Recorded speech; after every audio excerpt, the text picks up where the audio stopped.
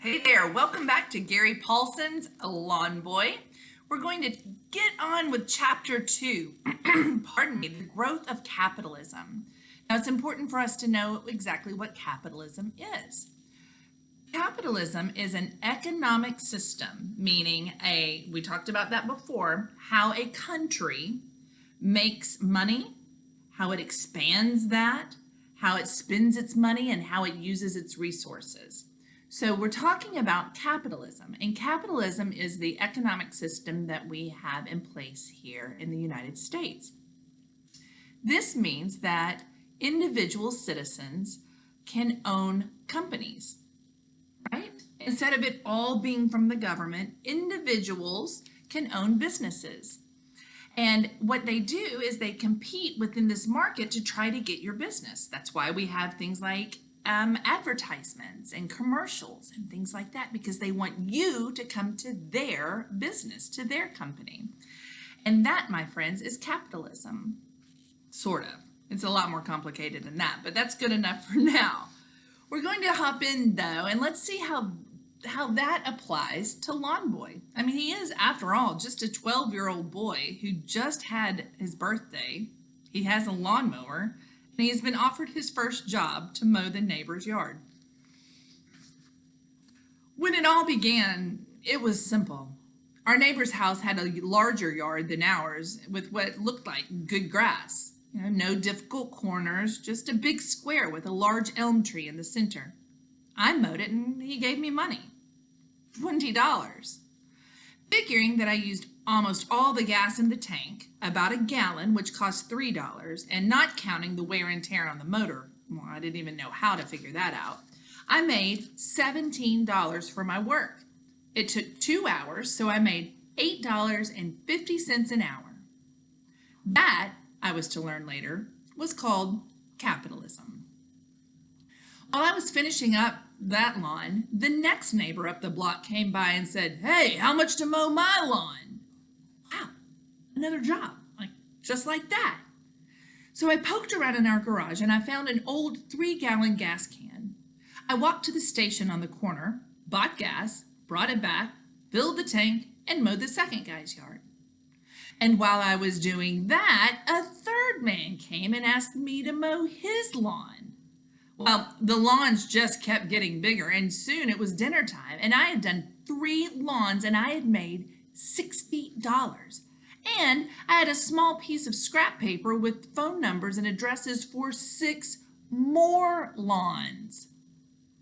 Turns out the man who owned the lawn service that had done all the yards in the neighborhood had run off with the wife of one of his customers, and all the husbands were worried about hiring a new company after what had happened. A kid like me mowing their lawns wouldn't be much of a threat, I suppose. Plus, I was cheap.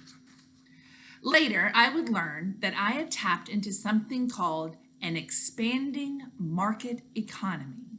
Think about that. Expanding means to get bigger. Your market economy. That is his place of business, more or less. All I knew was that it felt good to have all that money in my pockets. That evening, I took a rag and wiped the mower down, parked it in the corner of the garage, and a little admission here, I patted it on top of the gas tank. As I bent over, the wads of bills cracked in my pockets. Thanks, Grandpa. I never really knew my grandfather, but the mower seemed tough and friendly. And so maybe it was like him. He had worked on it and used it, and it was nice to think of him as part of it. Pardon me. Then I went inside. A strange thing happened. My parents were getting food on the table, and as we sat down to eat, my dad said, That new film about astronomy's on at the IMAX. It would be great to see it." Oh, and then he sighed. And I knew that he was thinking about our budget. And there I sat, my pockets full of money, and I could have said, "No problem, I've got money, and I'll earn more money tomorrow and more money the day after that." But I kept my mouth shut. I could have said all those things, but nothing came.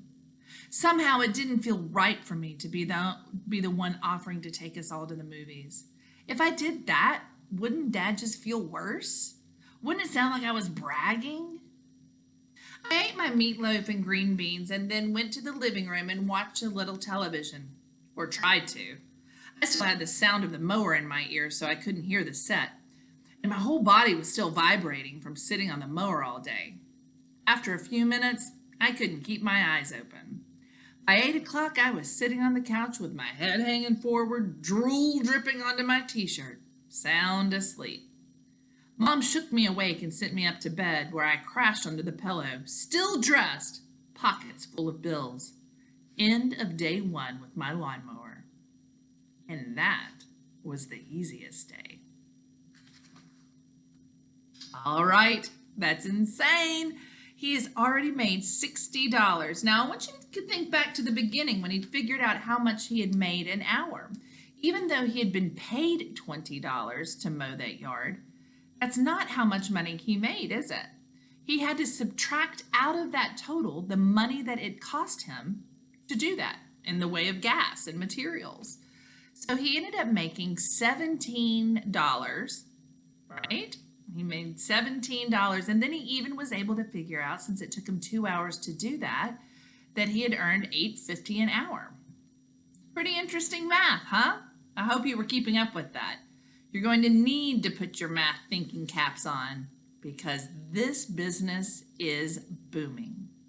I'll see you in the next chapter. Let's see what happens.